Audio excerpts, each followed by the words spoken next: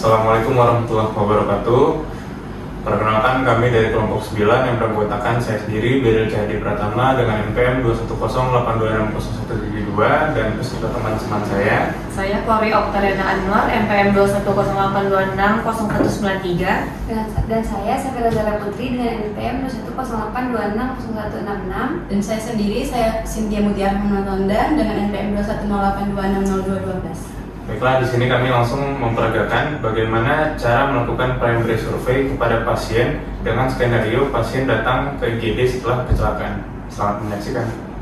Pak, bangun Pak. Kemudian saya akan melihat refleks pupil juga. Di sini saya akan melakukan airway, yaitu untuk melihat apakah ada sumbatan jalan nafas atau tidak, yaitu dengan head tiltion lift. Kemudian saya akan memasang collar neck.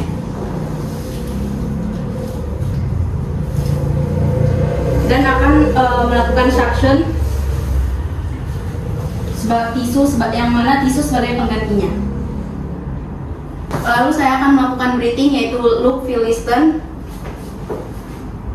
Pertama dilihat dari loop ini untuk melihat apakah ada retraksi dinding dada dan merasakan pernafasannya serta mendengar apakah ada suara yang abnormal berupa gargling. Kemudian saya akan melakukan inspeksi juga pada regiotoraks. Di sini saya akan melihat apakah ada jejas atau tidak, apakah ada perdarahan atau tidak, lalu apakah ada deviasi trakea atau tidak. Selanjutnya saya akan melakukan tindakan sirkulasi. Yang pertama saya akan tanya akal dingin, CRT-nya kembali dalam 6 detik, nadinya meningkat 138. Saya sedang periksa tekanan darah.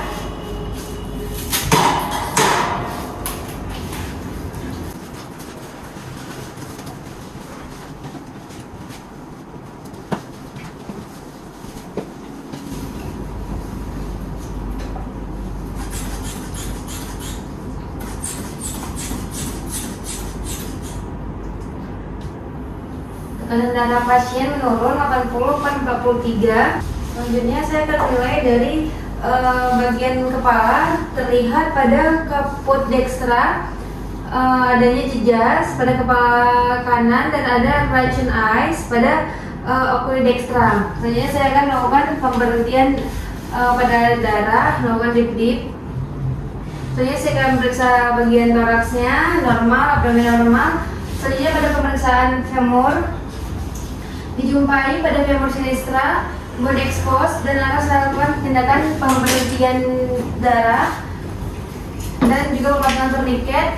Selanjutnya saya akan melakukan tindakan dip untuk menghentikan dan juga melakukan tindakan debridement untuk mensterilkan luka-luka. Selanjutnya untuk tata laksana bagian bone expose pada bagian femoral sinistra, kita akan melakukan pemasangan bidai. Yang pertama kita harus cek dulu NVD dari kaki pasien di sebelah kiri, yaitu bagian arteri posterior tibialis ataupun dari arteri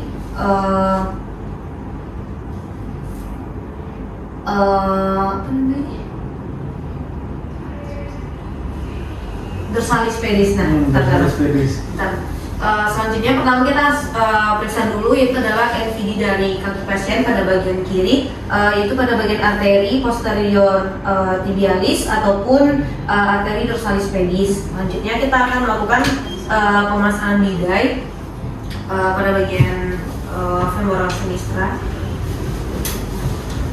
Selanjutnya saya akan melakukan pemberian cairan terhadap pasien dengan memberikan cairan infus dengan cara IV line.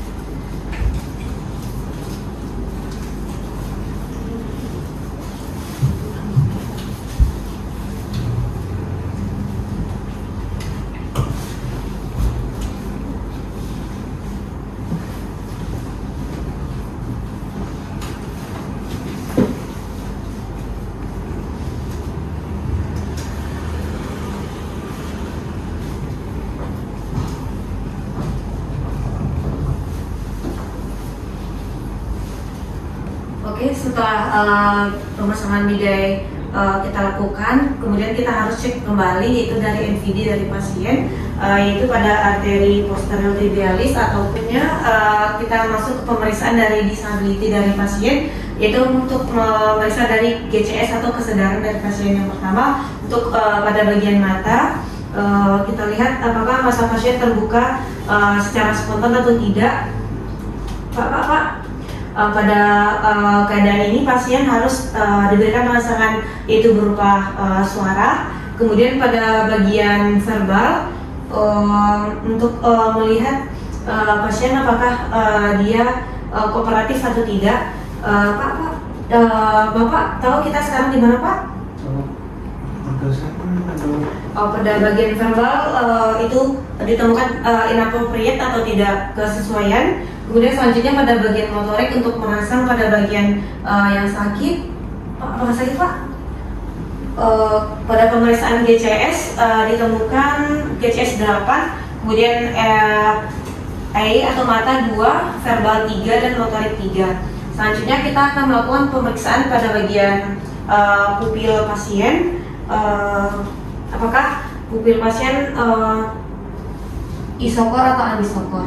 Pada pemeriksaan ditemukan pupil anisokor. Kemudian selanjutnya pemeriksaan dari refleks cahaya.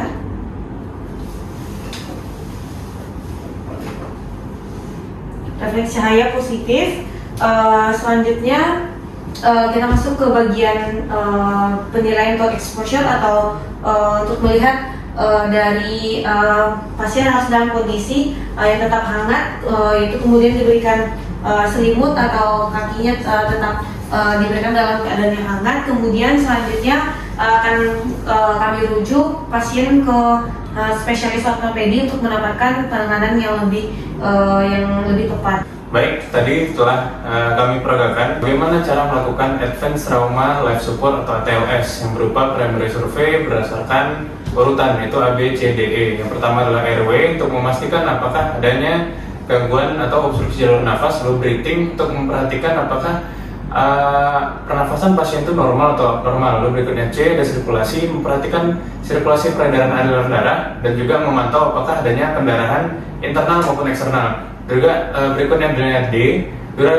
disability. Nah, di disability ini kita melakukan pemeriksaan neurovaskular. Di situ nanti kita melakukan pemeriksaan GCS, I, verbal dan juga motorik.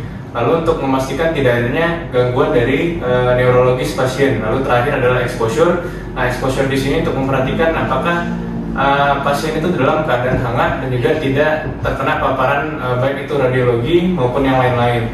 Mungkin sekian saja video pemperagaan ATLS dari kelompok 9 kelas B angkatan 2021. Sekian dari kami. Assalamualaikum warahmatullahi wabarakatuh.